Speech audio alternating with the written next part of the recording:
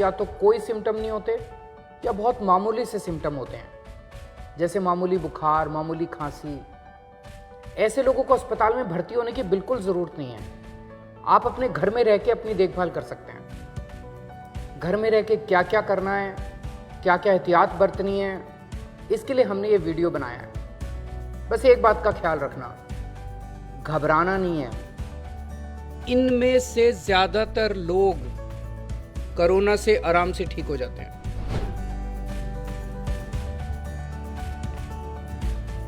अगर आपका कोविड-19 test positive आया है तो घबराने की कोई जरूरत नहीं है।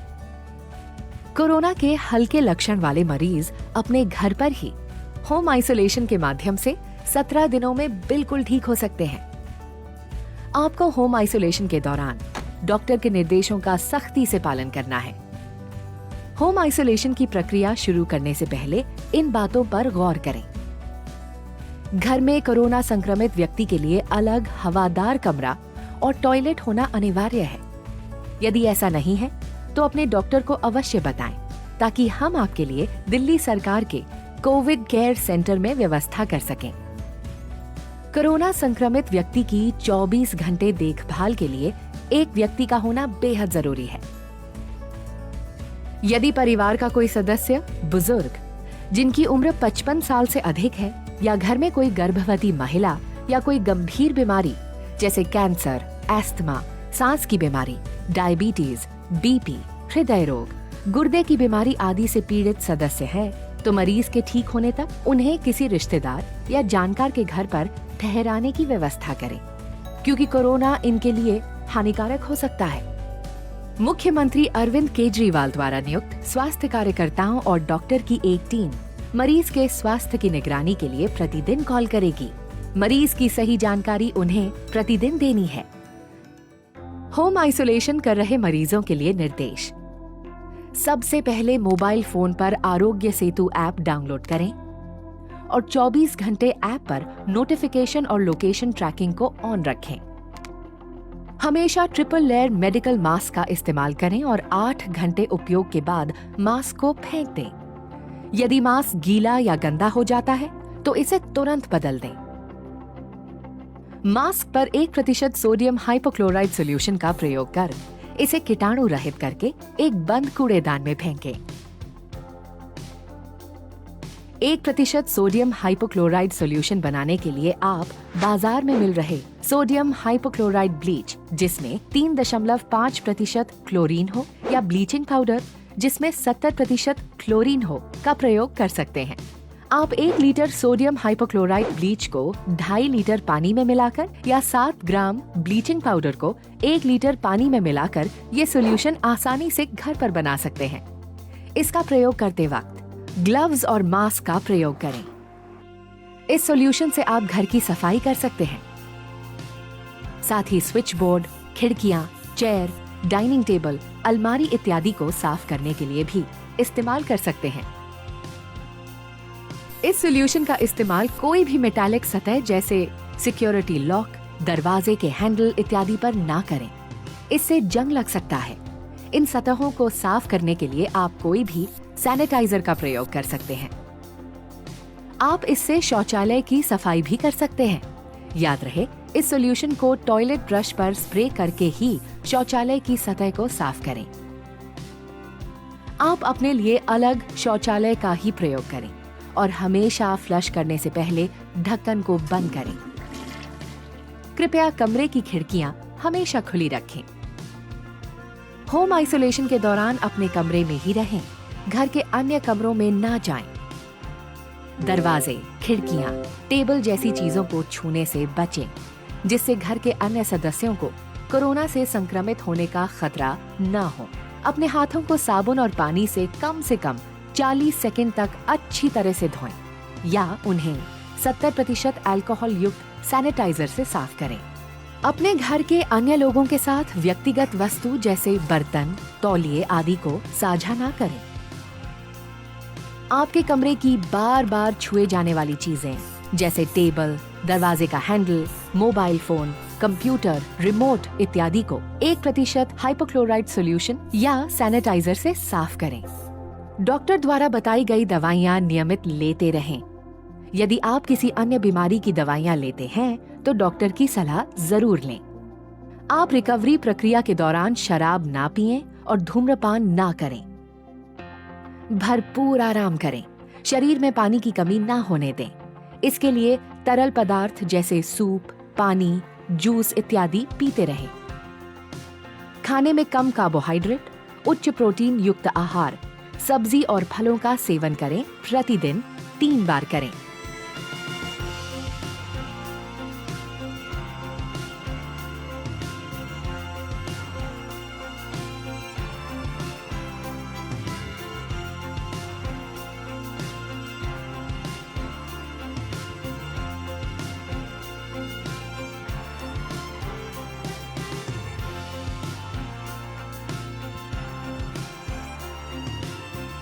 याद रहे, होम क्वारंटीन की प्रक्रिया शारीरिक अलगाव है, भावनात्मक अलगाव नहीं। परिवार के सदस्यों और दोस्तों के साथ फोन व वीडियो कॉल पर संपर्क में रहें। अपने पसंदीदा शोज देखें, किताबें पढ़ें या कंप्यूटर पर गेम्स खेलें। अपने स्वास्थ्य की निगरानी स्वयं भी करें। विशेष रूप से प्रतिदिन तापमान में बढ़ोतरी या अन्य लक्षणों के दिखने पर तुरंत डॉक्टर को जानकारी दें।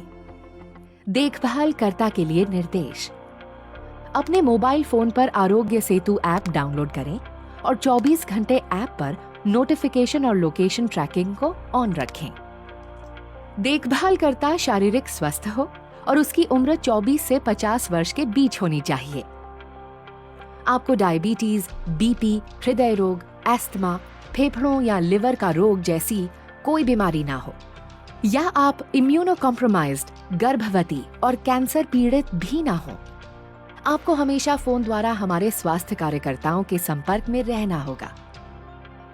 मरीज के साथ एक ही कमरे में हो तो ट्रिपल लेयर मेडिकल मास्क का प्रयोग अवश्य करें और उपयोग के दौरान मास्क के सामने वाले भाग को ना छुएं।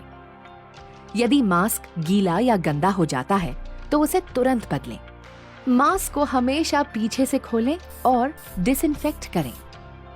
मास्क को हमेशा बंद कूड़ेदान में ही फेंकें। मरीज या मरीज के वातावरण के संपर्क में आने के बाद हाथों को अच्छे से धोएं। ध्यान रहे कि हाथों को साबुन और पानी से कम 40 सेकंड तक धोना है या फिर अल्कोहल युक्त सैनिटाइजर का उपयोग करें। हाथ धोने के बाद पेपर टॉवल, टिश्यू या साफ तौलिए से हाथों को पोंछें और जब तौलिया गीला हो जाए तो उसे बदल दें। मरीज की देखभाल के समय हमेशा मास्क, डिस्पोजेबल ग्लव्स और प्लास्टिक एप्रन पहनें। एप्रन को हमेशा साफ रखें और सोडियम हाइपोक्लोराइड सॉल्यूशन से साफ करें। ग्लव्स पहनने से पहले और उतारने के बाद हाथों को जरूर धोएं। मरीज के थूक, लार या छींक के सीधे संपर्क में आने से बचें। कोरोना संक्रमित व्यक्ति द्वारा उपयोग की गई वस्तुएं जैसे बर्तन, तौलिया या बेडशीट के सीधे संपर्क में आने से बचें। कृपया ये सुनिश्चित करें कि आप भोजन देते समय मरीज के सीधे संपर्क में नहीं आए। खाना हमेशा कुछ दूरी पर रख दें और हमेशा उनके बर्तनों को संभालते समय डिस्पोजेबल ग्लव्स का उपयोग करें। मरीज द्वारा उपयोग हुए बर्तनों को साबुन या डिटर्जेंट से साफ करें और साफ करते वक्त डिस्पोजेबल ग्लव्स पहनें। बर्तनों को फिर से उपयोग किया जा सकता है। मरीज द्वारा उपयोग किए जाने वाले वस्तु जैसे कपड़े, तौलिए, बेडशीट की सफाई या हैंडलिंग करते समय ट्रिपल लेयर मेडिकल मास्क और डिस्पोजेबल ग्लव्स का उपयोग करें।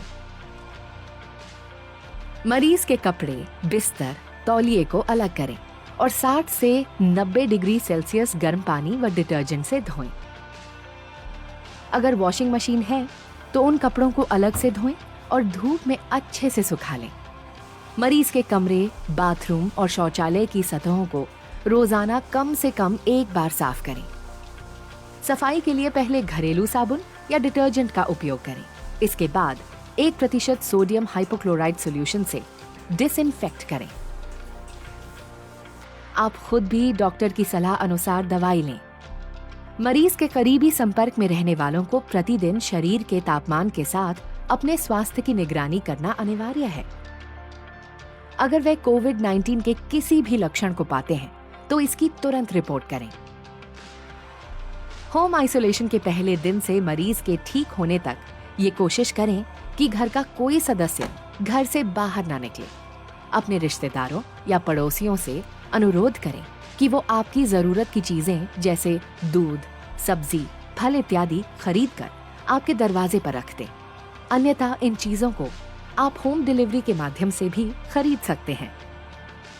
स्वयं और अपने परिवार की सुरक्षा के लिए इन नियमों का सख्ती से पालन करें। मरीज अपने स्वास्थ्य की निगरानी कैसे करें? दिन में 2 बार, सुबह और रात, या कभी आपको बुखार महसूस होता है तो स्वास्थ्य परीक्षण जरूर करें। आश्रित मरीजों के मामले में देखभाल करने वाले तापमान चेक कर सकते हैं। प्रतिदिन अपनी पल्स दिन में 2 बार 1 मिनट के लिए जांचें। मरीज या देखभाल करने वालों द्वारा पल्स की जांच के लिए अपनी तर्जनी और मध्यम उंगलियों को अपनी कलाई, अंगूठे के आधार पर रखें।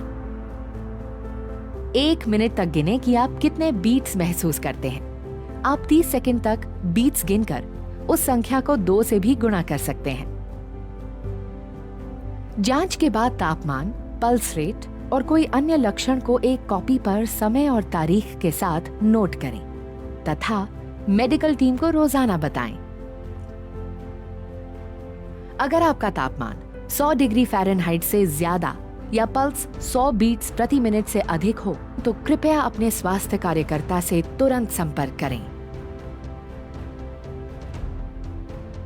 बुखार के अलावा कोविड-19 के लक्षणों के लिए सतर्क रहें। इन संकेतों के मिलते ही डॉक्टर की सलाह पर मरीज को हॉस्पिटल ले जाना पड़ सकता है। सांस लेने में कठिनाई, छाती में लगातार दर्द या दबाव, मानसिक भ्रम, होठों या चेहरे का नीला पड़ जाना, यदि उक्त लक्षण दिखें तो कृपया अपने स्वास्थ्य कार्यकर्ता से तुरंत संपर्क करें। पड़ोसियों के लिए खास निर्देश। यदि आपकी बिल्डिंग में कोई कोरोना मरीज होम आइसोलेशन में है तो बिल्कुल चिंता करने की जरूरत नहीं है। आपको सिर्फ कुछ सावधानियां बरतनी है जिससे आप अपने और अपने परिवार को कोरोना से सुरक्षित रख सकते हैं। बिल्डिंग के अक्सर छुए जाने वाले कॉमन एरियाज जैसे सीढ़ियों की रेलिंग या लिफ्ट के बटन इत्यादि को प्रतिदिन 2 बार 1% सोडियम हाइपोक्लोराइड सॉल्यूशन से सैनिटाइज करें। अगर आपके पड़ोस में कोई होम आइसोलेशन में है तो उनसे संपर्क में रहें और उनका मनोबल बढ़ाएं। जब तक वो ठीक ना हो तब तक उनकी मदद करें और उनके जरूरत का सामान दरवाजे के बाहर रख दें। पैसे की लेन देन डिजिटल पेमेंट्स द्वारा या मरीज के ठीक होने के बाद ही करें। रिकवरी प्रक्रिया और परीक्षण। होम आइसोलेशन के मरीज लक्षणों के शुरुआत के 17 दिनों के बाद और अगर 10 दिन तक बुखार न हो तो अपना होम आइसोलेशन खत्म कर सकते हैं। 17 दिनों के बाद हमारी टीम आपके लक्षणों की जांच करके आपको औपचारिक तौर पर बताएगी कि आप होम आइसोलेशन खत्म कर सकते हैं या नहीं। होम आइसोलेशन के अंत में लैब टेस्ट करवाने की जरूरत नहीं है।